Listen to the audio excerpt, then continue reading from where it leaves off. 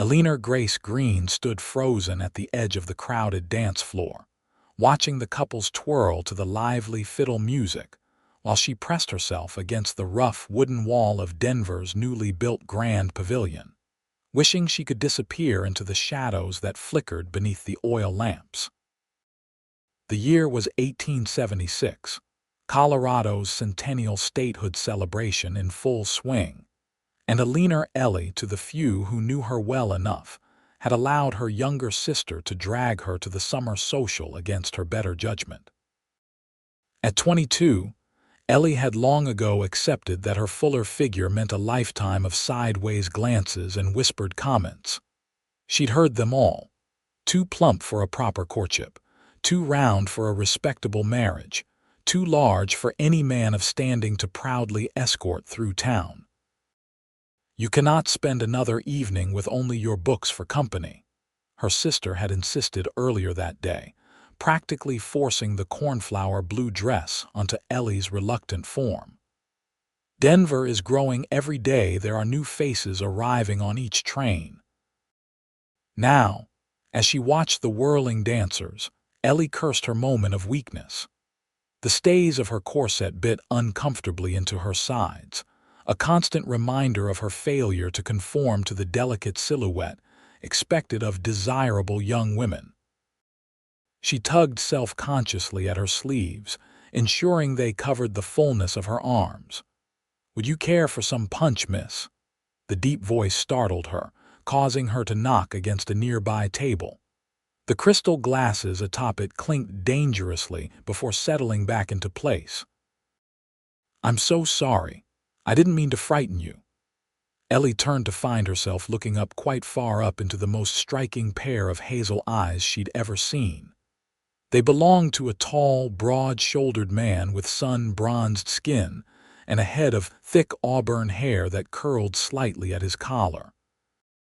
Unlike the businessmen and shopkeepers who populated the dance, he wore no fancy waistcoat or cravat, just a simple white shirt with the sleeves rolled to reveal muscular forearms, worn buckskin vest, and denim trousers tucked into scuffed boots.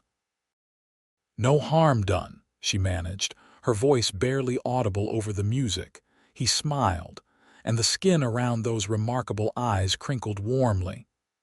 "I'm Henry O'Malley," he said, extending a large, calloused hand. "Most folks just call me Hank." Ellie hesitated before placing her gloved fingers in his. "Eleanor Greene," she replied, "though my family calls me Ellie. Pleased to meet you, Miss Ellie." His handshake was firm but gentle. "New to Denver," she shook her head. "Born and raised. My father owns the Mercantile on Lawrence Street." Recognition flickered across his features. "Greene's General Goods, fine establishment. I've purchased supplies there many times, though I don't recall seeing you behind the counter." "I manage the ledgers," she explained. "I prefer to work in the back office."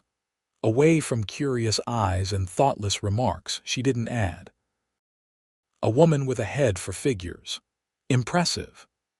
There wasn't a hint of mockery in his tone, only genuine respect. The fiddle struck up a new tune, livelier than the last, and couples rushed past them to form lines for a Virginia reel. Hank nodded toward the refreshment table. "That punch offer still stands." She should refuse, make an excuse and retreat to the safety of the shadowed corner. But something in the straightforward way he looked at her directly, without his gaze sliding away as most men's did, made her nod. "Thank you. That would be lovely." They stood by the punch bowl, watching the dancers while sipping from delicate cups that looked comically small in Hank's large hands. Up close, Ellie could see the fine lines etched around his eyes, the result of years squinting against harsh sun. He was older than she'd initially thought, perhaps 30 or so. "You're not from Denver originally," she observed. He chuckled. "What gave me away, the boots or the lack of dancing prowess?" "Perhaps both," she replied, surprising herself with the teasing note in her voice. "Plus the tan. Town men don't have skin that's seen quite so much weather." perceptive as well as good with numbers. He nodded appreciatively. You're right. I've got a cattle operation about 20 miles east, came to town for supplies and heard about the celebration. And you decided to attend a social gathering rather than visit one of the many saloons. She raised a skeptical eyebrow. His laugh was rich and deep. Even a rough cattleman enjoys civilized company occasionally, Miss Ellie. Especially when that company includes intelligent conversation with a beautiful woman. The compliment caught her so off guard that she nearly choked on her punch. No one had ever called Eleanor Greene beautiful, pretty perhaps, when she was a child, before the fullness of womanhood had settled onto her frame in ways that society deemed excessive. You needn't say such things, she said stiffly. I assure you, I'm quite aware of my appearance. His brow furrowed slightly. Have I offended you? No, but I don't appreciate false flattery. False. His confusion seemed genuine. I'm not in the habit of saying things I don't mean, Miss Ellie. That would be a waste of perfectly good words, and out on the range, we learn to be economical with those. Before she could respond, a commotion near the entrance drew their attention. A group of rough-looking men had entered, already visibly intoxicated, their loud voices cutting through the music.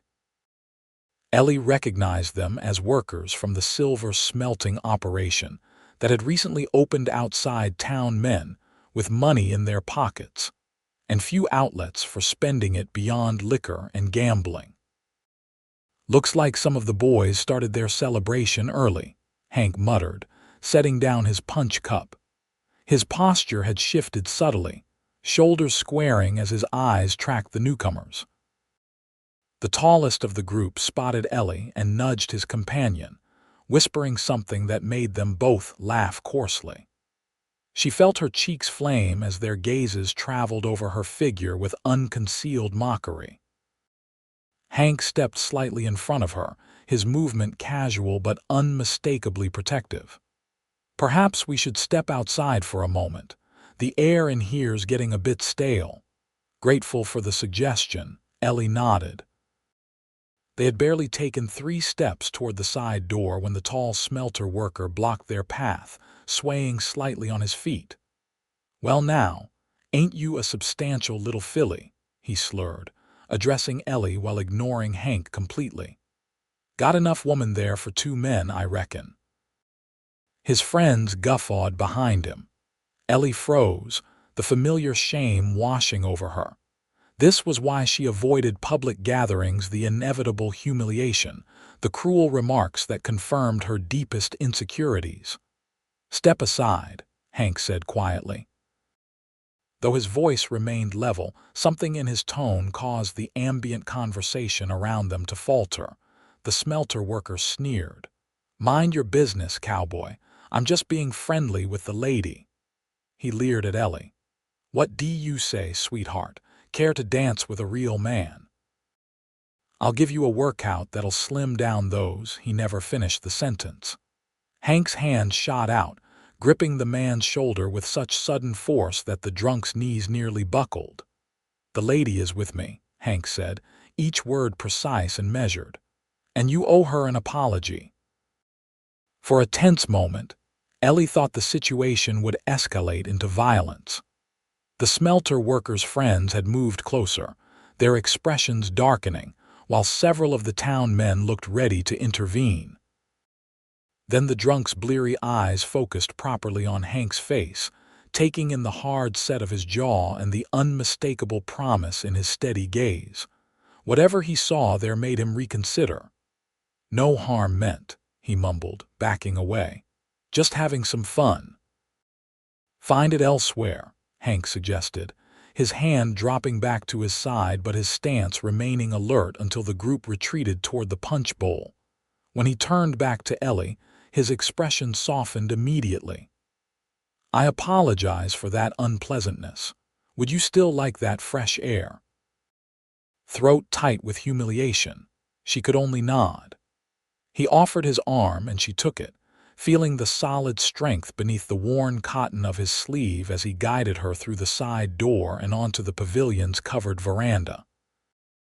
The evening air was cool after the stuffiness inside, carrying the scent of summer blossoms and distant rainfall. The mountains loomed dark against the night sky, while below them, Denver's streets glowed with gas lamps and the occasional light from shop windows. "I should thank you," Ellie said finally, "though I wish you hadn't witnessed that scene. It's not unfamiliar to me." Hank leaned against the veranda railing, his profile illuminated by the light spilling from the pavilion windows. "Men like that aren't worth your concern, Miss Ellie. Perhaps." She smoothed her skirts, a nervous habit. "But they're not wrong in their observations, merely in their manners of expressing them." He turned to face her fully then, brow furrowed. "What exactly do you think they were right about?" "My size," she said bluntly, forcing the words past the lump in her throat. "I'm well aware that I don't fit the ideal. I've never possessed the willowy figure that gentlemen admire." For a long moment, Hank said nothing, just studied her with those perceptive hazel eyes until Ellie felt her cheeks grow warm again, this time from his scrutiny rather than shame. "Miss Ellie," he finally said, "where I come from, a woman's worth isn't measured by how little space she takes up in the world." "Where you come from must be quite different from Denver society," she replied with a bitter laugh. "It is." He nodded seriously. "Out on the range, you learn to value substance over appearance pretty quick. A blizzard doesn't care how dainty your wrists are, and a herd of stampeding cattle won't be impressed by a tiny waist." Despite herself, Ellie smiled at the imagery. "I imagine not. The women I grew up respecting, my mother, my sisters, the wives of neighboring ranchers, they were strong, capable, kind when kindness was called for, fierce when fierceness was needed." He gestured toward the pavilion. "That fool in there doesn't know the first thing about what makes a woman beautiful." "And you do," she challenged, though there was less bite in her words than she'd intended. "I know that when you smiled at my joke about the punch cups, it lit up your whole face."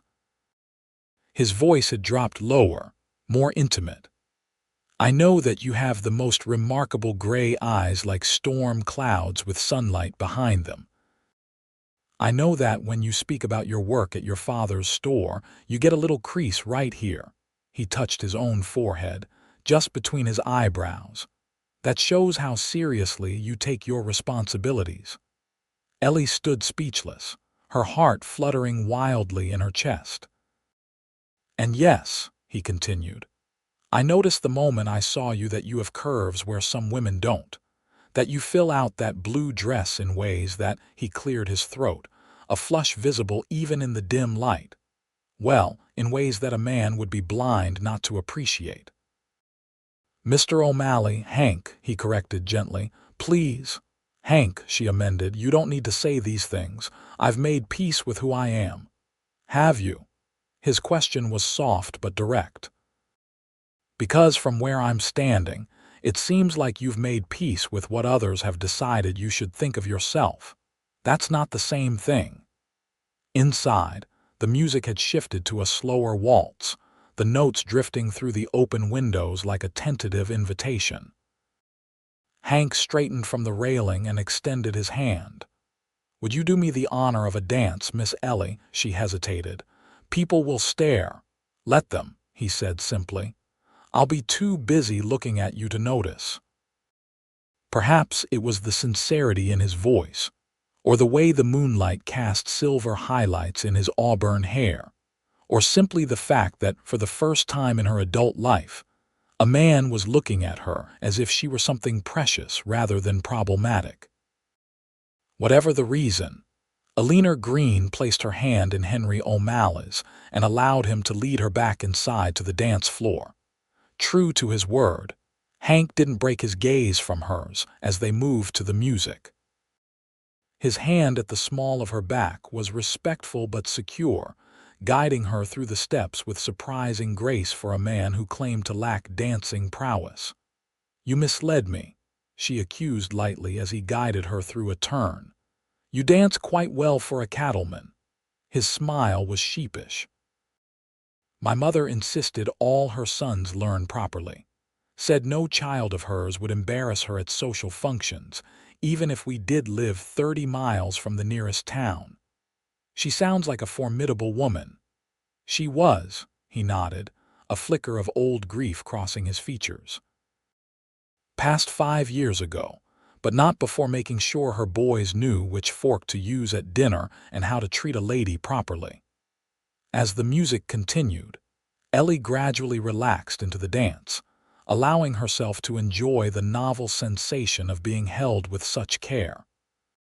When Hank occasionally met the curious glances of onlookers with a level stare, she felt a strange new emotion unfurling inside her, something like pride, that this imposing, handsome man had chosen her as his partner, regardless of what others might think.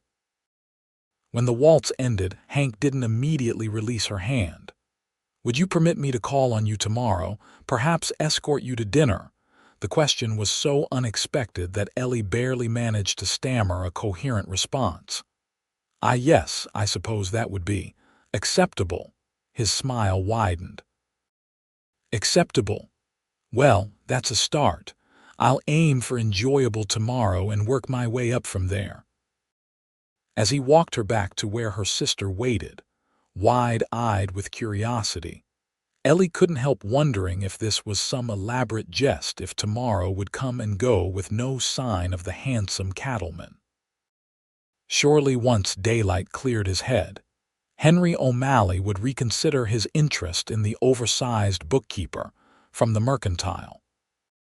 But the next afternoon found Hank standing at the Greene family's front door, hat in hand, dressed in what was clearly his Sunday best, a dark wool suit that strained slightly across his broad shoulders, suggesting it wasn't often worn. He'd brought a small bouquet of wildflowers, freshly picked from the prairie surrounding Denver. "For you," he said simply, handing them to Ellie. "They reminded me of your dress last night, same shade of blue." Over her father's suspicious interrogation, "What are your intentions toward my daughter, Mr. O'Malley?"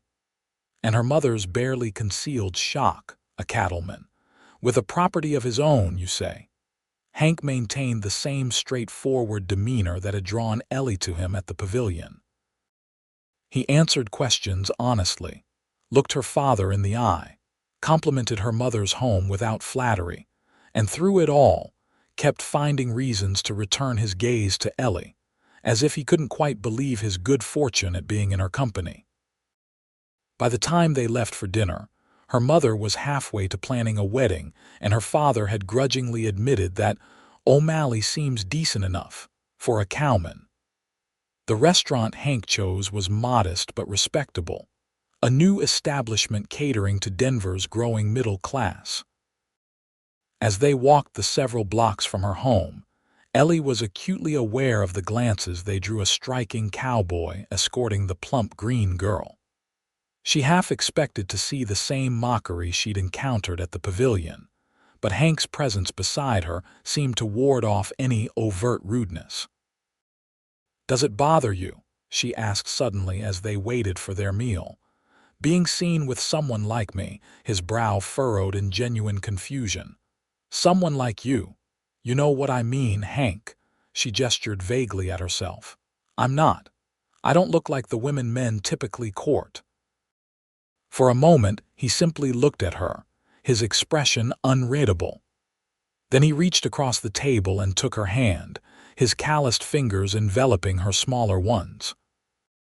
"Ellie," he said, using her familiar name for the first time without the formal miss attached, "where I come from, we value honesty above pretty words.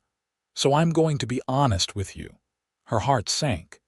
Here it came, the polite withdrawal, the "you're a lovely person, but—" "I find you beautiful," he continued, his voice low and earnest. "Not in spite of your figure, but including it.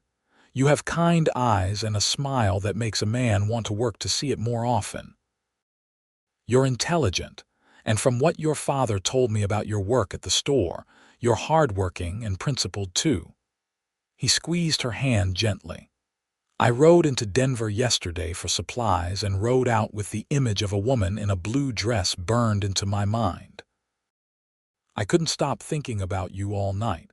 That hasn't happened to me before, and I'm old enough to know it's not something a man should ignore when it does." Ellie stared at him, searching his face for any sign of insincerity and finding none. "I don't know what to say." "You don't need to say anything right now," he assured her. "We hardly know each other. I'm just asking for the chance to change that." Over the next month, Henry O'Malley proved himself a man of his word. Despite the 20-mile ride from his ranch, he appeared in Denver every few days, sometimes just for an evening meal with Ellie, other times staying overnight at the hotel to escort her to church the following morning. On Sundays, he would join the Greene family for dinner, gradually winning over even Ellie's skeptical younger brothers with tales of ranch life and the promise to teach them to rope when they were older. Each time they parted, Ellie expected it to be the last, that Hank would finally come to his senses and seek out one of the many eligible young women in Denver who better fit society's ideal. Yet he kept returning, his smile growing warmer with each visit, his attention never wavering. On an unseasonably warm October afternoon, Hank arrived with his wagon rather than his usual mount. "I thought we might take a drive," he explained, helping Ellie up to the seat. "If your parents approve, of course, Mrs. Greene." Now thoroughly charmed by the cattleman's respectful courtship of her daughter, waved them off from the porch. "Be back before dark, children." As they left Denver behind, following the winding road east toward the open prairie, Ellie felt a strange mix of anticipation and anxiety. They had never been truly alone together, always in public places or under her family's watchful eye. "Where are we going?" she asked, watching the town buildings give way to scattered homesteads. "There's a spot I know, about an hour's drive. Nothing special, just a creek with some cottonwoods." "But it's peaceful." He glanced at her. "Thought you might enjoy a break from town life." The spot, when they reached it, was indeed peaceful, a clear stream bordered by massive cottonwoods whose leaves had begun to turn golden with autumn's approach. Hank spread a blanket beneath the largest tree and produced a simple picnic from the back of the wagon. Bread, cheese, apples, and a jar of Mrs. Greene's strawberry preserves that her mother had insisted he take. As they ate, Hank told her more about his ranch, the 200 head of cattle he managed with the help of just 3 hired hands, the vegetable garden he'd planted near the house, the improvements he hoped to make once he'd saved a bit more from this year's cattle sales. "It's not much compared to what you're used to in Denver," he admitted, "but it's good land. Rich grass, reliable water from the creek that runs along the north boundary." "It sounds wonderful," Ellie said truthfully. "I've always loved the idea of country living, though I've never been beyond Denver's outskirts." Hank's eyebrows rose in surprise. "Never? Not even to visit relatives?" She shook her head. "Father's business keeps him in town, and Mother—" "Well, Mother believes proper ladies belong in civilization, not the wilderness." "And what do you believe?" he asked, watching her closely. Ellie considered the question, gazing out across the prairie that stretched to the horizon, golden in the afternoon sun. "I believe there's something honest about this land. It doesn't pretend to be something it's not. The beauty is in its openness, its vastness." She smiled shyly. "I find that refreshing." Hank nodded slowly, as if her answer confirmed something important to him. "Ellie, there's something I need to tell you." Her heart stuttered at his serious tone. Here it was at last, the end of whatever this had been between them. "I've been offered a partnership in a cattle operation down in Texas," he said. "More money, larger herd, established business." "Oh." She fought to keep her voice steady. "That sounds like a wonderful opportunity." "It would be," he agreed, "except for one thing." "What's that?" "It would take me away from Denver, from you." He shifted to face her more directly. "I've been thinking about it for weeks now, ever since the offer came, and I've finally made my decision." Ellie held her breath, afraid to hope. "I'm turning it down," Hank said, "because something more important has happened to me here." He reached for her hand, enfolding it in both of his. "Ellie Greene, I've fallen in love with you," she gasped, the simple declaration hitting her with the force of a physical blow. "I know it's sudden," he continued, his eyes never leaving hers. "We've known each other barely a month. But I'm 32 years old, and I've never felt for any woman what I feel for you. I don't want to rush you, don't want to frighten you away, but I need you to know where I stand." Ellie stared at him, unable to form words past the tightness in her throat. When she remained silent, uncertainty flickered across his features. "I understand if you don't feel the same," he said quickly. "I just thought you should know before. I love you too," she blurted out, surprising herself with the vehemence of her declaration. "I've been afraid to admit it, afraid to believe that someone like you could possibly want someone like me." But he cut her off with a kiss there, first his lips gentle but insistent against hers. When they finally broke apart, both breathless, Hank rested his forehead against hers. "Eleanor Grace," he murmured, "will you do me the extraordinary honor of becoming my wife?"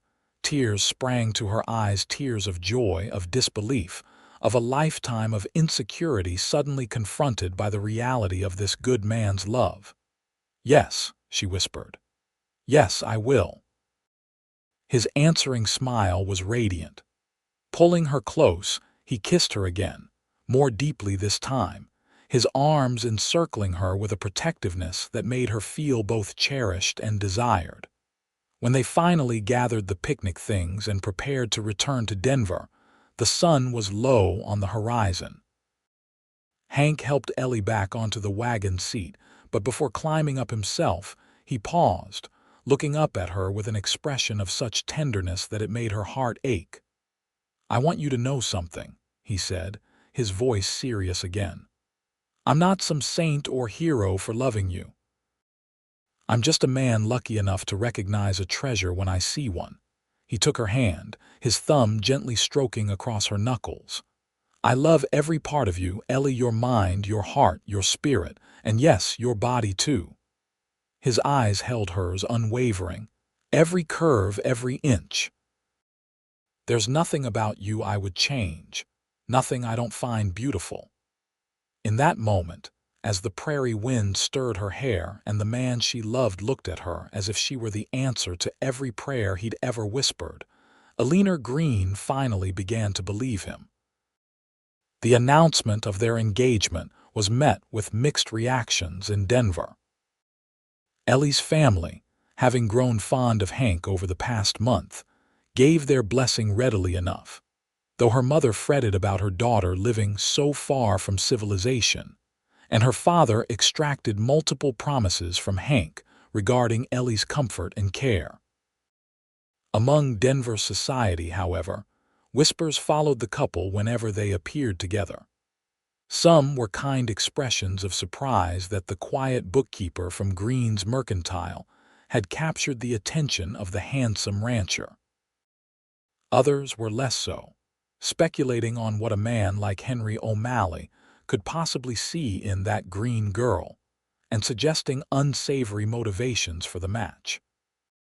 "They're saying you're marrying me for my father's money," Ellie confessed one evening as they walked along the lamplit streets after dinner at her parents' home. "Or that you lost a bet." Hank's jaw tightened, but he kept his voice even. "People will talk. Nothing we can do about that except live our lives and prove them wrong. It doesn't bother you. What they're saying." He stopped walking, turning to face her beneath the yellow glow of a gas lamp. The only thing that bothers me is that they're hurting you with their foolishness." He brushed a strand of hair from her cheek, his touch feather light. "What matters to me is that you know the truth, that you believe in us." She leaned into his palm, drawing strength from his unwavering certainty. "I do, most of the time anyway, and the rest of the time." "I'm working on it," she admitted with a small smile. November brought the first snow to Denver and the final preparations for the wedding, scheduled for the first week of December. Hank had arranged for his ranch hands to manage the cattle through the winter months, allowing him and Ellie to spend their first weeks as husband and wife in the comfort of her parents' home, before traveling to the ranch in spring when the weather improved. "It's not what I'd prefer," he told her as they finalized the plans. "I'd rather take you home immediately, make you mistress of your own house. But a Colorado winter is no time for a city-raised bride to learn ranch life." Ellie touched his cheek, warming to his thoughtfulness. "I'm stronger than I look, Mr. O'Malley." His eyes darkened at her touch, and he caught her hand, pressing a kiss to her palm. "I'm well aware of your strength, future Mrs. O'Malley. I'm also aware of blizzards that can strand a person for weeks, and a house that needs considerable work before it's fit for my bride." 2 days before the wedding, Hank rode out to his ranch for the last time as a bachelor, intending to secure the property for winter and bring back the wedding gift he'd been working on for Ellie. He promised to return the following evening, giving them a full day to prepare for the ceremony. "Don't be late," Ellie teased as he mounted his horse outside the mercantile. "I'd hate to have to find another groom on such short notice." He leaned down from the saddle, eyes dancing with mischief, and stole a quick kiss that made her father clear his throat disapprovingly from the doorway. "Wild horses couldn't keep me away," Hank promised, but the next evening came and went with no sign of Henry O'Malley. By midnight, Ellie was pacing her bedroom, alternating between anxiety and attempts at rationalization. Perhaps he'd been delayed by ranch business. Perhaps his horse had gone lame, forcing him to travel more slowly. Perhaps, whispered a darker voice in her mind, he'd finally come to his senses. By morning, with still no word from Hank, Mr. Greene organized a search party.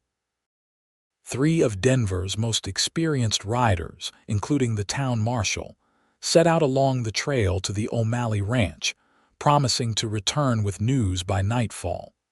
The day passed in a torturous blur for Ellie. Her mother tried to distract her with final adjustments to her wedding gown, while her sister chattered nervously about the weather and the cake and anything else she could think of that wasn't Hank's mysterious absence. Just after sunset, the search party returned without Hank, but with grim news.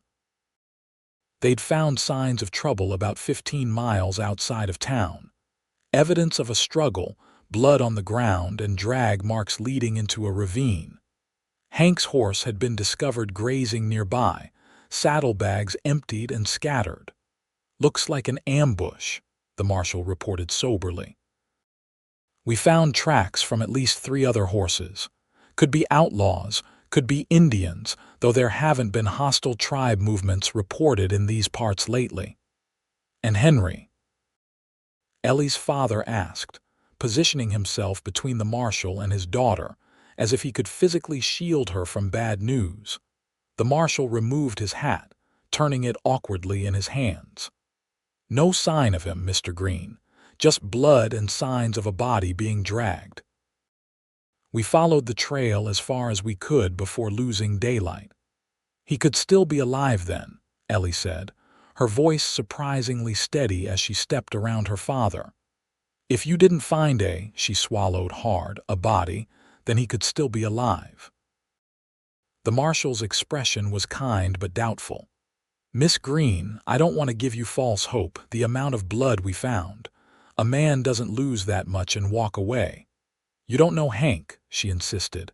"He's strong. He wouldn't give up without a fight." No one's suggesting otherwise, miss. But even the strongest man, I want to go with you tomorrow, she interrupted. When you continue the search. Her father immediately protested. Absolutely not. It's far too dangerous and no place for a woman. I'm going, Ellie stated with a firmness that silenced the room. With or without your blessing, father, the man I love is out there somewhere, possibly hurt, definitely in danger. I won't sit here embroidering handkerchiefs while strangers search for him. Mr. Greene stared at his daughter, seeing perhaps for the first time the steel beneath her gentle exterior, the same quality that had drawn Henry O'Malley to her from their first meeting. You'll need proper clothes, he said finally, and you'll stay with the marshal at all times.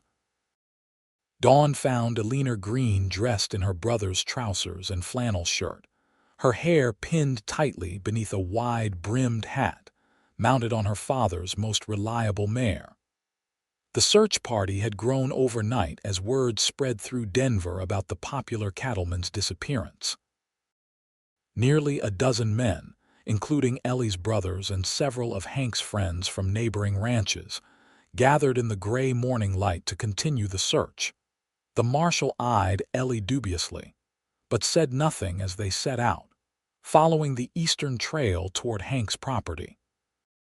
When they reached the site of the ambush, Ellie forced herself to look at everything: the dark stains on the frozen ground that could only be blood, the signs of a body being dragged down a rocky slope, the scattered contents of Hank's saddlebags, including the small velvet box that must have contained her wedding gift.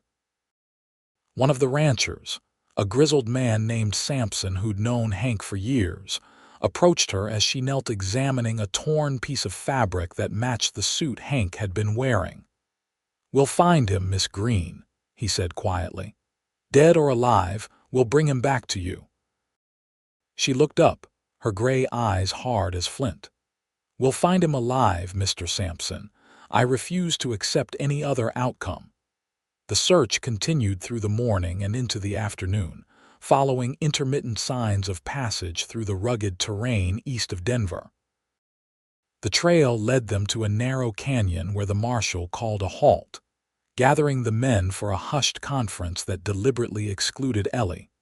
Ignoring her promise to stay with the marshal, she urged her mare closer, catching the tail end of his assessment.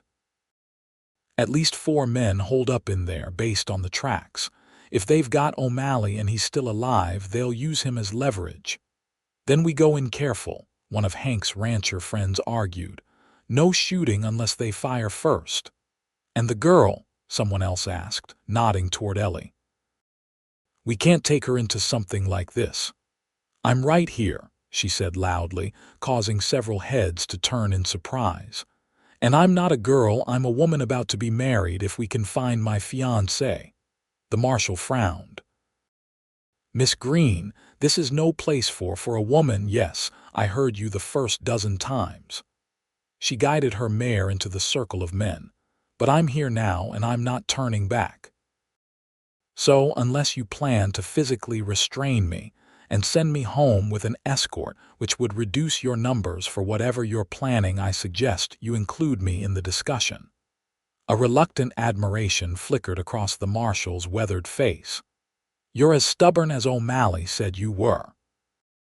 The casual mention of Hank speaking about her sent a sharp pang through Ellie's heart. "He talked about me. Wouldn't shut up about you, more like," one of the ranchers muttered, then flushed when the others glared at him. "Miss Greene," the marshal said firmly, "we believe your fiancé may be held by outlaws in that canyon ahead. It's a known hideout difficult to approach without being seen. If we're going to get him out safely, we need to move carefully and according to plan. What can I do to help?" she asked simply. The men exchanged glances, clearly uncomfortable with her involvement but equally unwilling to waste time arguing. "Stay back with Sampson," the marshal decided finally. "He's got a bad leg and can't move quickly anyway. You two keep the horses ready for a fast departure, in case things go wrong." It wasn't what she wanted, but Ellie recognized the compromise for what it was. She nodded her agreement, and the group split up, most of the men dismounting to approach the canyon on foot, while she and Sampson remained with the horses in a small copse of trees about a quarter-mile back. "He's a good man, your Henry," Sampson said as they waited, the sun beginning its descent toward the western horizon. "Known him since he first came to Colorado, just a skinny kid with big dreams and not much else." "How long ago was that?" Ellie asked, grateful for the distraction of conversation. "Must be 12, 13 years now. He worked for me at first, learning the cattle business. Saved every penny until he could buy that little spread of his." The old rancher smiled at the memory. Never seen a man work harder or complain less. "When he told me he'd found a woman worth settling down for, I knew she had to be something special." Ellie blushed, unused to such frank appreciation. "I'm nothing extraordinary, Mr. Sampson." Must be to catch Henry O'Malley's eye. He gave her an appraising look. "He's not a man given to fancy notions or hasty decisions. If he chose you, he saw something worth choosing." Before she could respond, the sharp crack of a rifle shot echoed from the direction of the canyon, followed rapidly by several more. Ellie's heart leapt to her throat as Sampson grabbed the reins of the nearest horses, his expression grim. "Stay here," he ordered, mounting with surprising agility for a man with a supposedly bad leg. "If I'm not back in 20 minutes, ride for Denver as fast as that mare will carry you." Then he was gone, galloping toward the sound of gunfire, leaving Ellie alone with half the horses and a choice to make. Obey and possibly lose Hank forever, or follow and risk complicating an already dangerous situation. It was no choice at all. She mounted her mare and set off after Sampson, keeping to the tree line as much as possible to avoid being spotted. As she approached the canyon, the gunfire intensified, then abruptly ceased, leaving an eerie silence broken only by shouted commands she couldn't quite make out. Ellie reined in at the canyon's edge, heart pounding so loudly she was certain it would give away her position. Below, she could see several men engaged in what appeared to be a standoff, the marshal and his posse on one side, 3 rough-looking men on the other. Between them, slumped against a rock and clearly injured, was Hank. Even from a distance, Ellie could see the blood staining his shirt, the unnatural paleness of his face. But he was alive. His chest rose and fell with labored breaths, and occasionally his head would lift as if trying to follow the conversation happening around him. One of the outlaws, a tall man with a shock of white blonde hair, held a gun to Hank's head. "We're riding out of here," he was saying, his voice carrying clearly in the still air. "With him, you try to stop us, he dies first, then as many of you as I can take with me." "You're surrounded, Keller," the marshal replied calmly. "There's no way out of this canyon except past us. Let O'Malley go, and maybe we can talk about you boys facing a judge instead of a hangman." The blond man Keller laughed harshly. "You think I'm afraid of hanging? Been living on borrowed time for years, but I'm not dying today, and neither are my men." As the negotiation continued, Ellie studied the canyon layout. The outlaws had their backs to a sheer cliff face, with the marshal's men spread in a semicircle before them, using scattered boulders for cover. To the outlaws' right was a narrow gap that presumably led deeper into the canyon system, likely where they'd been hiding out. If they managed to retreat through that gap with Hank, the search party might never find them again in the maze of canyons that stretched for miles into the eastern plains. Without fully forming a plan, Ellie guided her mare along the canyon rim, moving carefully to avoid dislodging stones that might alert those below to her presence. The mare was sure-footed, accustomed to rough country from years of carrying Mr. Greene on hunting expeditions, and they made good progress, until they were positioned almost directly above the outlaws.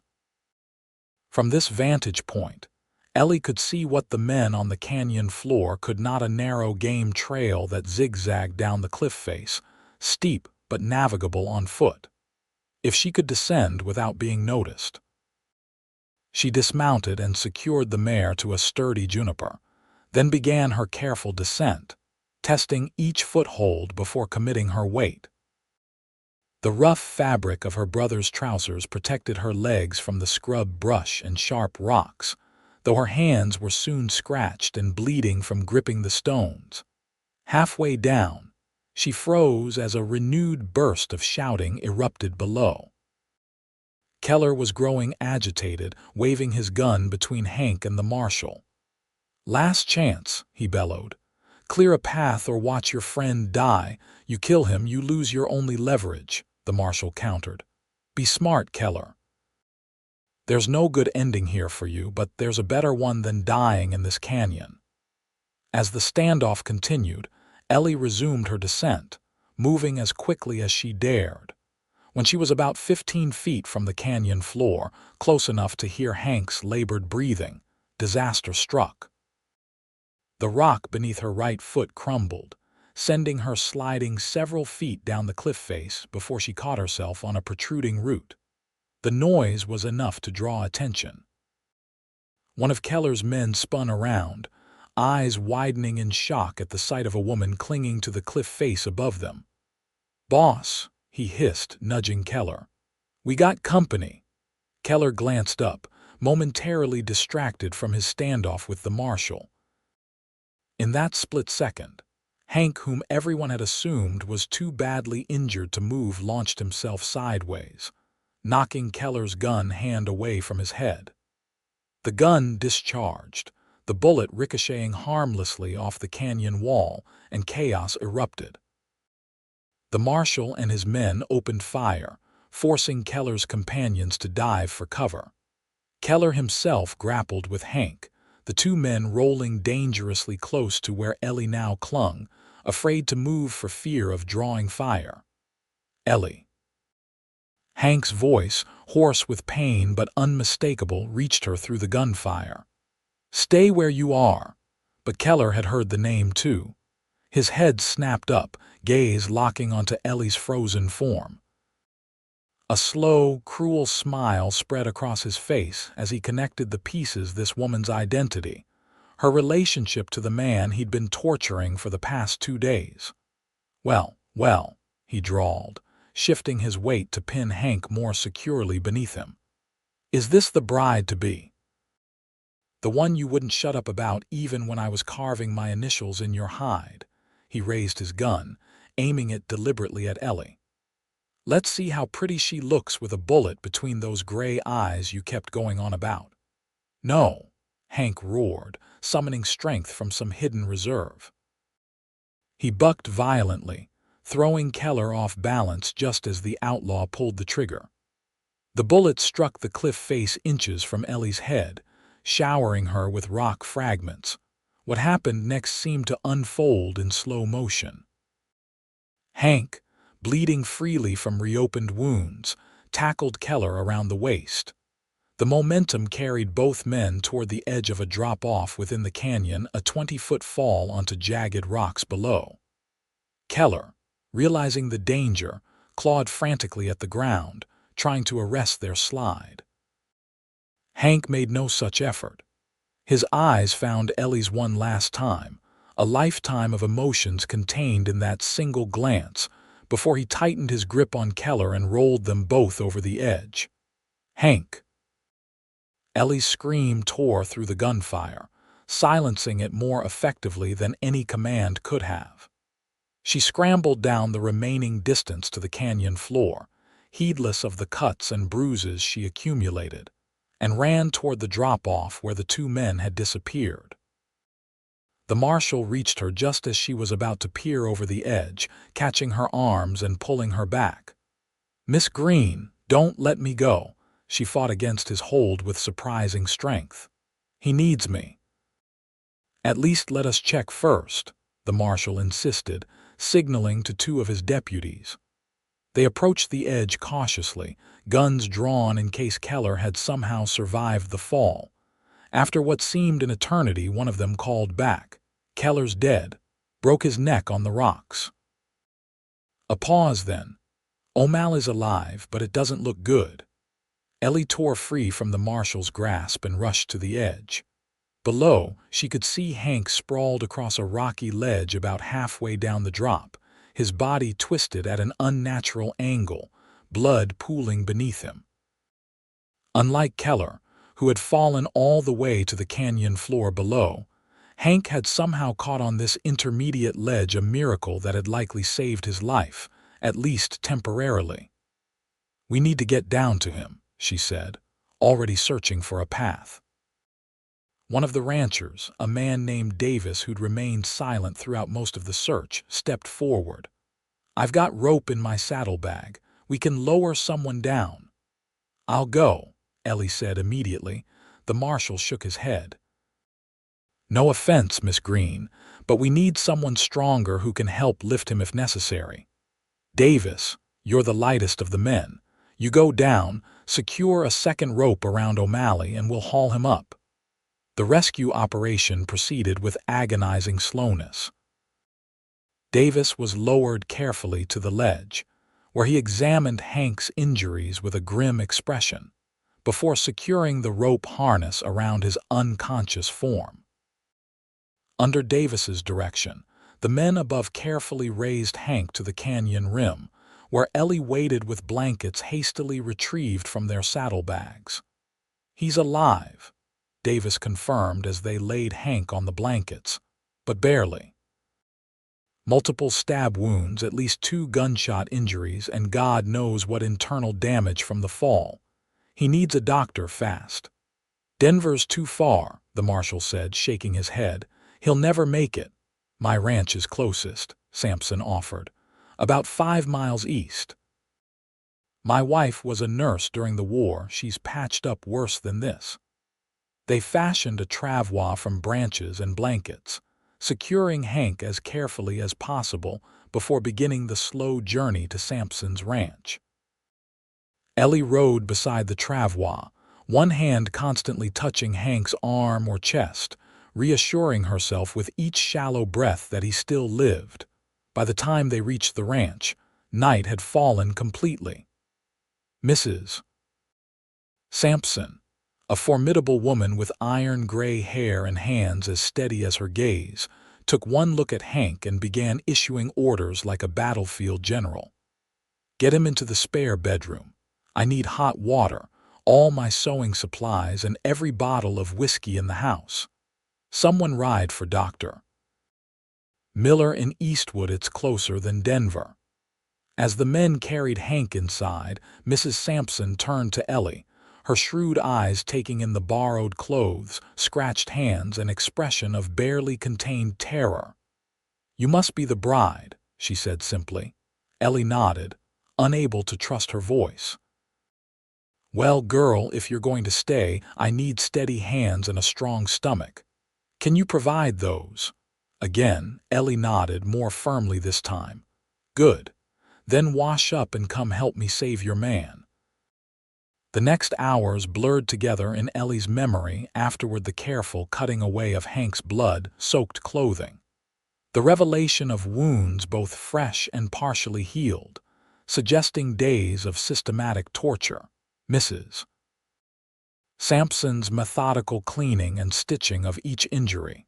The occasional groan from Hank when they touched particularly sensitive areas, the only indication that he still lived. By dawn, they'd done all they could. 3 bullet wounds cleaned and bandaged, multiple knife cuts stitched closed, broken ribs bound, a dislocated shoulder reset.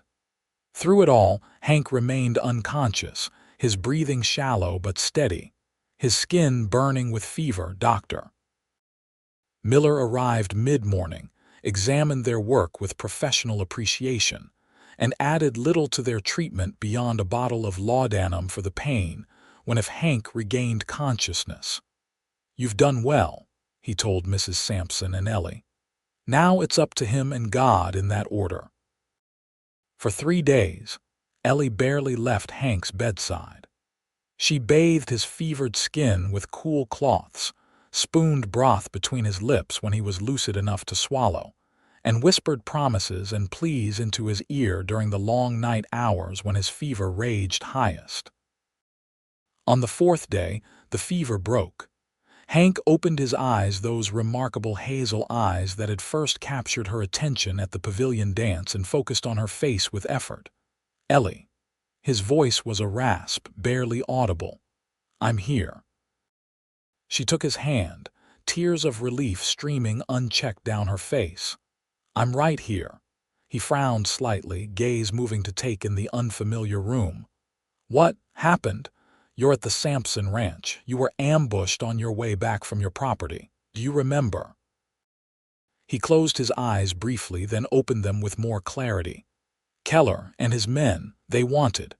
He trailed off, wincing as memory returned. "They'd heard about the cattle I was moving south, thought I'd have the money on me. When you didn't, they hurt you. It wasn't a question." A ghost of his usual smile touched his lips. "Tried to, wasn't as easy as they expected." The smile faded. "You shouldn't have been there, Ellie, at the canyon. You could have been killed." "So could you," she countered. "In fact, you nearly were, several times." His gaze traveled over her face, noting the shadows beneath her eyes, the strain of the past days evident in the tightness around her mouth. "How long have I been here?" "4 days. And you've been here the whole time?" Again, not a question. "Where else would I be?" His hand tightened weakly around hers. "We missed the wedding." A laugh bubbled up through her tears. "That's what you're worried about, the wedding?" "I promised I wouldn't be late."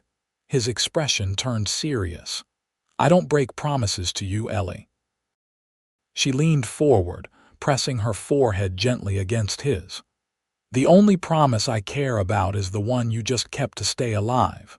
Over the next 2 weeks, Hank's recovery progressed with surprising speed. Mrs. Sampson declared him the most stubborn patient she'd ever treated, as he insisted on getting out of bed far earlier than recommended and attempting to help with ranch chores despite his still healing wounds. "If you tear those stitches, I'm not redoing them," she threatened. "You can just leak until you learn your lesson." But even she had to admit that his determination was paying off. By the end of the 2nd week, he was able to walk the length of the ranch house without assistance, and had regained enough strength to sit a horse for short periods, a critical skill for their planned return to Denver. Throughout his recovery, Ellie remained at the Sampson Ranch, sleeping on a pallet in the room adjoining Hank's, helping Mrs. Sampson with household tasks during the day, and spending every available moment with her fiancé. If anyone found it improper for an unmarried woman to stay under the same roof as her intended, they kept such thoughts to themselves. After what the couple had endured, conventional proprieties seemed trivial by comparison. On the evening before they were set to return to Denver, Hank asked Ellie to join him for a short walk to watch the sunset from Sampson's front porch. Though still moving carefully to accommodate his healing ribs, he seemed more like himself than at any point since the ambush, his eyes clear, his color good, his natural grace returning to his movements. They stood side by side at the porch railing, watching as the sun painted the prairie in shades of gold and crimson. Without looking at her, Hank spoke, his voice soft but steady. "When Keller had me, there were times I thought I wouldn't make it. Times the pain was so bad I wanted to just let go." Ellie's hand found his on the railing, fingers intertwining. "But then I'd think about you," he continued. "About the life we were going to build together, and I'd hold on for one more hour, one more day." He turned to face her fully. "You saved me, Ellie. Not just at the canyon, but every day before that, from the moment you agreed to dance with me at the pavilion." "Hank, let me finish." He took both her hands in his. "I had a ring for you. It was in my saddlebag when they ambushed me, probably long gone now." but I wanted you to know I hadn't forgotten." To his evident surprise, Ellie reached into the pocket of her dress and withdrew a small velvet box, somewhat crushed but intact. "The marshal found it near where you were taken. He gave it to me before we left Denver to search for you." Hank's eyes widened. "You've had it all this time," she nodded. "I didn't open it. It didn't seem right without you." A smile spread slowly across his face. "Well, I'm here now." He took the box from her hand and with a slight wince at the movement, lowered himself to one knee. "I know we're already engaged, but I never got to do this properly." He opened the box to reveal a simple gold band set with a single pearl, surrounded by tiny emeralds that caught the last rays of the setting sun. "Eleanor Grace, will you marry me?" "Not because of what we've been through, not because we already announced it to all of Denver, but because I love you more than I ever thought it was possible to love another person. Because I want to wake up beside you every morning and fall asleep next to you every night for the rest of my life." Tears blurred Ellie's vision as she nodded. "Yes," she whispered. "Today, tomorrow, always yes." He slid the ring onto her finger, a perfect fit, before rising to his feet and drawing her into a gentle embrace, mindful of his still healing injuries. "There's something else," he said against her hair. "Something I've been meaning to tell you." She pulled back slightly to look up at him, concern flickering across her features. "What is it?" "I made some changes to the ranch house before I left. Had a crew working on it for weeks. It's why I had to go back one last time." His expression was a mix of pride and uncertainty. "I wanted it to be ready for you, wanted it to be a home worthy of bringing my bride to. But now." "But now what?" "Now I'm thinking maybe we should reconsider. After what happened, would you even want to live out there? We could sell the ranch, buy a place in Denver. You'd be closer to your family, safer." Ellie pressed a finger to his lips, silencing him. "Henry O'Malley, are you trying to take away my dream of country living before I've even experienced it?" He blinked in surprise. "I just thought after everything you might prefer civilization." "What I prefer," she said firmly, "is to be with you, on your ranch, our ranch. I've been imagining it for months now, picturing our life there. Unless you've changed your mind." "God, no." His arms tightened around her. "That land is part of me. I just want you to be happy. Then take me home, Cowboy." She smiled up at him, her gray eyes clear and certain. "As soon as you're well enough to make the trip, take me to the home you've built for us." They returned to Denver the following day to find the town buzzing with the news of Hank's rescue and Keller's demise. What had begun as a personal tragedy had transformed into a local legend, with each retelling embellishing the details, until Ellie barely recognized the story being told in shops and saloons. Her family received them with tears and embraces, relieved beyond words to see Hank recovering and Ellie safe. They insisted on rescheduling the wedding immediately, but Hank surprised everyone by suggesting a change of plans. "I'd like to be married at the ranch," he said during dinner that first evening back. "If that's agreeable to everyone. The house is ready now, and I think—" He glanced at Ellie, seeking confirmation. "I think we'd both prefer to start our life together there, rather than spending our first months as husband and wife in town." Mr. Greene looked ready to object, but Mrs. Greene placed a restraining hand on his arm. "I think that sounds lovely," she said, her eyes on her daughter's radiant face. "We can arrange for Reverend Phillips to make the journey. When were you thinking?" "Next week," Ellie said decisively, ignoring her father's startled expression. "Hank's well enough to travel now, and I see no reason to wait any longer." And so it was arranged. 7 days later, a small procession of wagons and riders made the journey from Denver to the O'Malley Ranch. Family members, close friends, and a few of the men who had participated in Hank's rescue, including the marshal and old Sampson with his formidable wife. Ellie rode beside Hank, her heart beating faster as they crested the final rise and the ranch came into view in the valley below. A creek wound its way across the northern boundary, bordered by cottonwoods and willows. Pastures stretched in all directions, dotted with cattle. And at the center stood the house larger than she'd expected. A solid two-story structure with a wide porch wrapping around three sides. "It's beautiful," she breathed, taking in the home Hank had created, the life he was offering her. He watched her face anxiously. "It's not fancy like your parents' place, but it's solid, built to last. Like us," she said softly. The simple ceremony took place on the front porch at sunset, with the minister speaking the traditional words against a backdrop of prairie grass turned golden in the fading light. Ellie wore a new dress. Hastily made after the original wedding gown was deemed too formal for a ranch ceremony, pale blue silk. Modestly cut but carefully tailored to complement her figure, rather than disguise it. As she spoke her vows, looking up into Hank's beloved face, Ellie felt a lifetime of insecurity finally begin to fade.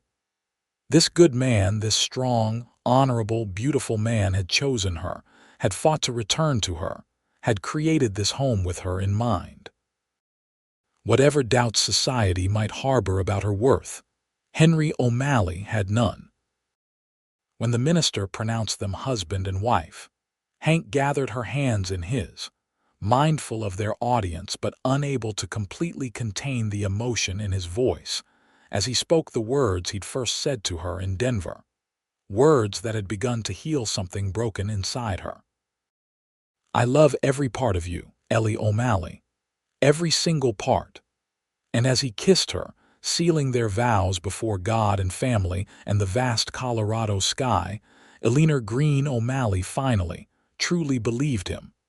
The first months of their marriage passed in a blur of adjustment and discovery. Ellie learned the rhythms of ranch life, the pre-dawn rising, the constant attention to weather and water, the isolation that could stretch for days when winter storms blocked the trails to neighboring properties. Hank learned to share his space and his decisions, to consider another's comfort and preferences after years of answering only to himself. There were difficult days. Times when Ellie's confidence faltered, when she caught herself wondering if Hank might tire of her fuller figure once the novelty of marriage wore off. Times when the nightmares came, when Hank would wake gasping from dreams in which Keller's bullet found its mark, and Ellie fell from the canyon wall before his eyes. But there were far more good days than bad.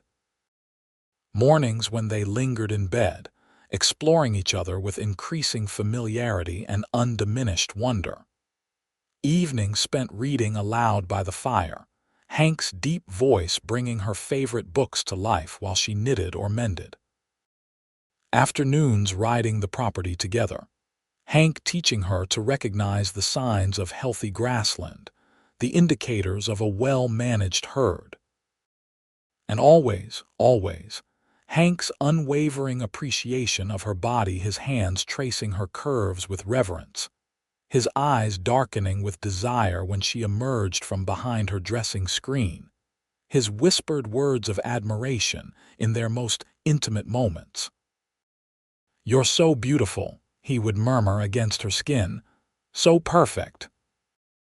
Gradually, Ellie began to see herself through his eyes not as the substantial filly that cruel smelter worker had mocked, but as a woman whose softness was a source of strength, whose curves were a landscape to be cherished rather than a flaw to be hidden. Spring brought new life to the ranch calves in the pastures, wildflowers dotting the prairie, and the news that Ellie herself was expecting. When the doctor in Denver confirmed her suspicions, she rode home in a state of nervous excitement, uncertain how Hank would receive the news. She found him mending fence in the south pasture, his shirt discarded in the spring heat, muscles shifting beneath tanned skin as he hammered posts into the rocky ground. For a moment, She simply watched him, this man who had changed her life so completely in less than a year. He looked up at the sound of her horse approaching, his face breaking into the smile that still made her heart skip. "You're back earlier than I expected," he called, setting down his hammer and reaching for a canteen of water. "How was town?" Ellie dismounted, suddenly shy despite the months of intimacy between them. Town was fine, busy with spring trade.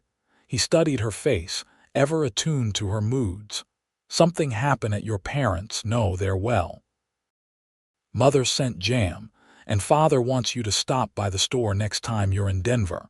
Something about a new type of barbed wire he thinks you should consider." Hank waited, clearly sensing there was more. When she remained silent, he closed the distance between them, gently tilting her chin up to meet his gaze. "Ellie, what is it?" She took a deep breath. "I saw Dr. Wilson while I was in town." Alarm flashed across his features. "Are you ill? Why didn't you say something before you left?" "I would have gone with you. I'm not ill." She placed a hand on his chest, feeling the rapid beating of his heart beneath her palm. "I'm going to have a baby. In late November, the doctor thinks." For a moment, Hank simply stared at her, his expression unreadable. Then, with a whoop that startled her horse, he lifted her off her feet and spun her in a circle, heedless of the dirt and sweat from his day's labor. "A baby," he repeated when he finally set her down, his voice filled with wonder. "Our baby." The unguarded joy in his face banished the last of Ellie's uncertainty. "You're happy then?" "Happy," he laughed, the sound echoing across the open pasture. "Ellie, you've already given me more happiness than I ever thought possible. And now this." He placed a gentle hand on her still flat stomach. "A family of our own. How could I be anything but overjoyed?" As her pregnancy progressed through the summer and into fall, Ellie discovered yet another unexpected benefit of her fuller figure she didn't show as early or as dramatically as some women might have, allowing her to continue most of her normal activities well into her 7th month. Hank, however, grew increasingly protective, hiring an additional ranch hand specifically to take over some of Ellie's heavier chores and insisting she rest during the hottest part of each day. He read every book on childbirth and infant care he could obtain from Denver, peppering the doctor with questions during Ellie's checkups, until she finally put a hand on his arm and said, "Darling, women have been having babies since the beginning of time. I promise, we'll manage." He'd given her a sheepish smile. "I just want to do this right, for both of you." As her due date approached, they prepared the small room adjoining their bedroom as a nursery, painting the walls a soft yellow that would suit a son or daughter equally well. Hank crafted a cradle from oak, working late into the night after his ranch duties were complete, while Ellie sewed tiny garments from the softest flannel she could find. Winter came early that year, with the first heavy snow falling in mid-November, earlier than anyone had anticipated. Ellie woke one morning to find the world transformed into a glistening white expanse. Snow piled halfway up the first-floor windows and still falling steadily. "We're properly snowed in," Hank announced when he returned from checking the cattle in the nearest pasture, stomping snow from his boots at the kitchen door. "Trail to town is completely impassable. Good thing we stocked up on supplies last week." Ellie nodded, one hand absently rubbing her swollen belly where the baby kicked energetically. "The pantry is full and we've plenty of firewood. We'll be fine." But 3 days later, with the snow showing no signs of melting and another storm front moving in from the north, Ellie felt the first unmistakable contractions of labor. "It's too early," she protested, when Hank found her leaning against the kitchen table, face contorted in pain. "The doctor said late November." "Babies come when they are ready, not when doctors predict," Hank replied, keeping his voice steady despite the fear flickering in his eyes. He helped her to their bedroom, settling her on the bed before building up the fire to ward off the bitter cold. "What do you need me to do? Send for the midwife?" Ellie gasped as another contraction gripped her. Hank's expression was grim. "Ellie, no one can get through in this weather. The snow's 4 feet deep in places." "Then it's just us," she said, a tremor in her voice betraying her own fear. "We'll have to manage." For the next 14 hours, they did just that. Hank boiled water and gathered clean linens as Ellie had instructed weeks earlier, helped her walk when the pain allowed movement, and held her hand through the worst contractions, his calm voice a lifeline as she navigated this new territory of pain and endurance.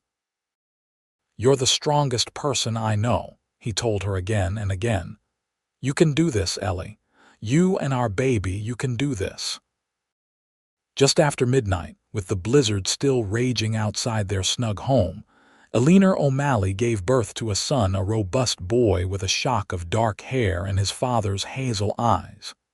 "He's perfect," Hank whispered, tears streaming unashamedly down his face as he cradled his son for the first time. "Absolutely perfect." They named him William Henry O'Malley, after both their fathers, but called him Liam from the first, a strong name for a boy born during a blizzard on the Colorado prairie.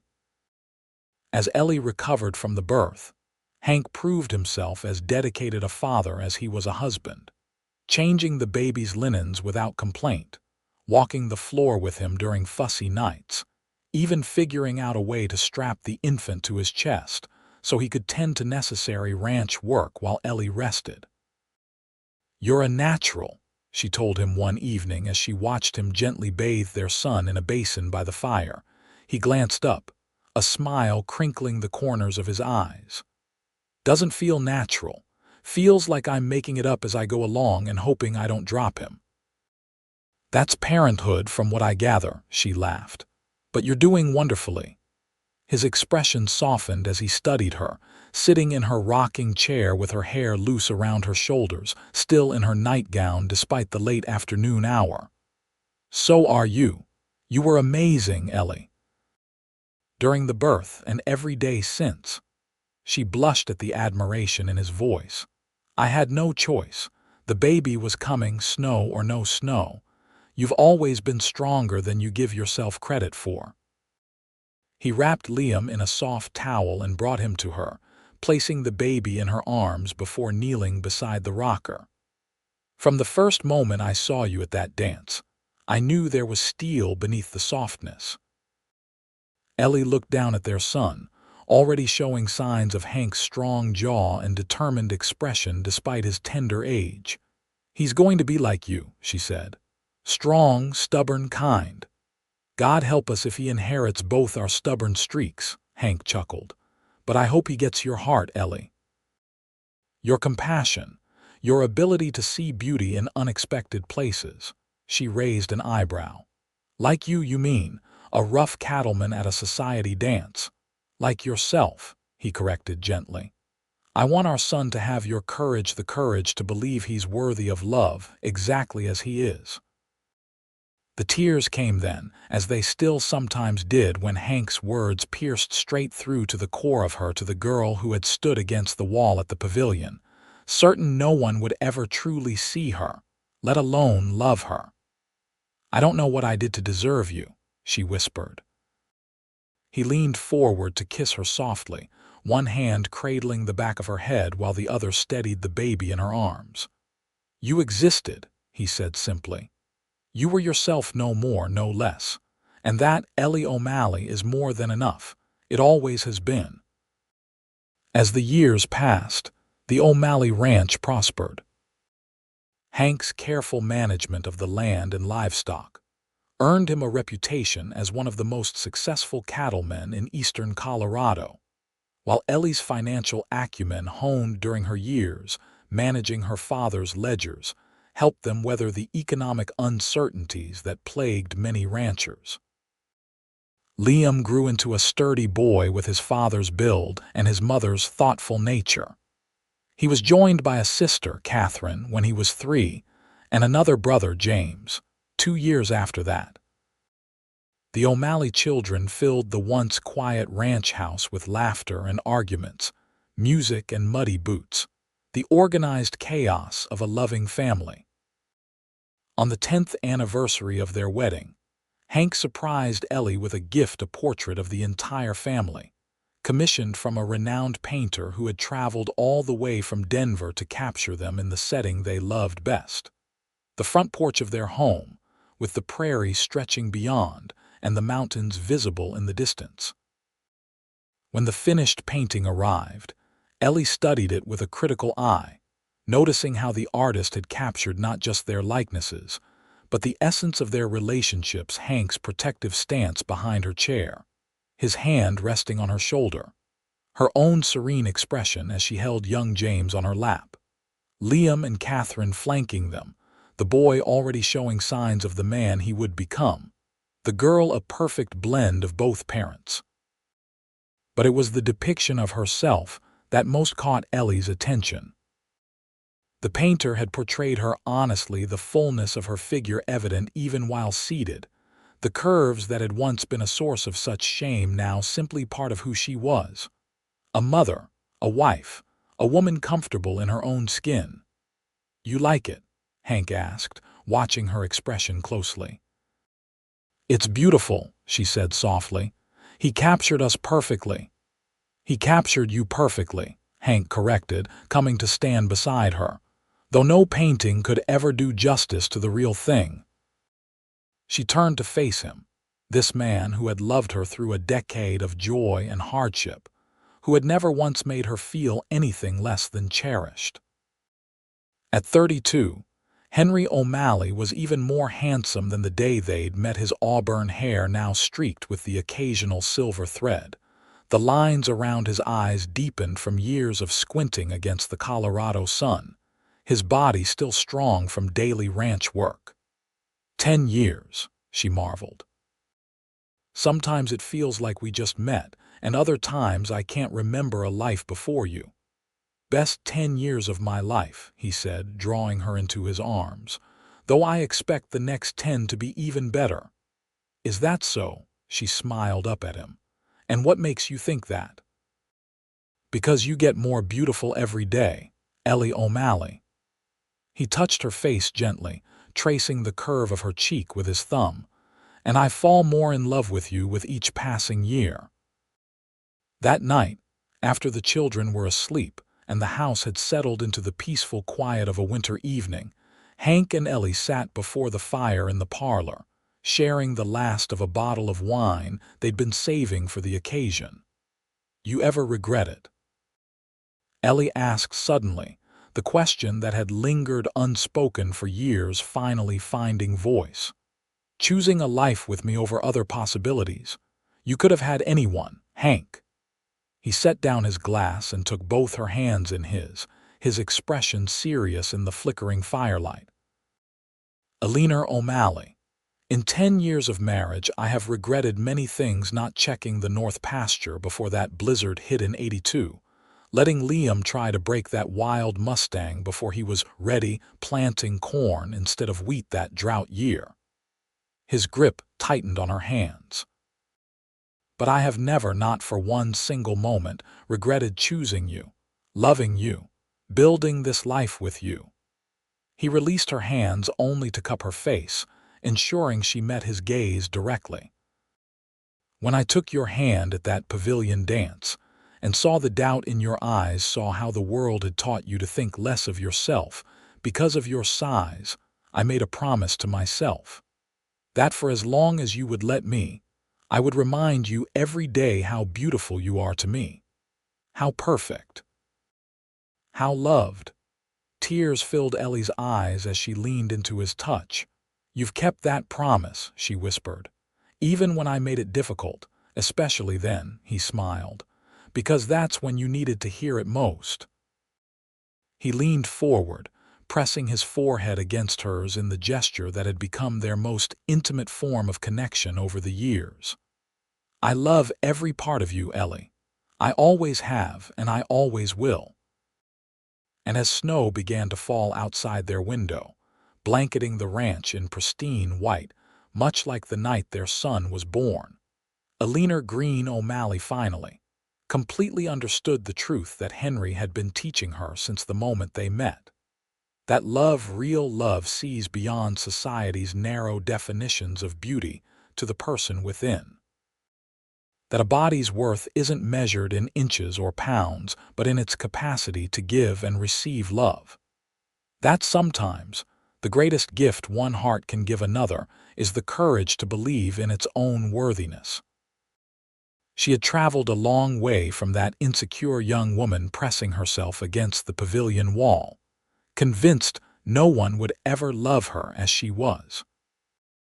The journey hadn't always been easy, but as she looked at the life they'd built together, the thriving ranch, the beautiful children, the man who still looked at her with the same wonder he'd shown on their wedding day, she knew it had been worth every step. "I love you, Henry O'Malley," she said simply. "Every part of you, too." His smile, warm and certain as the sun rising over their eastern pastures, was all the answer she needed.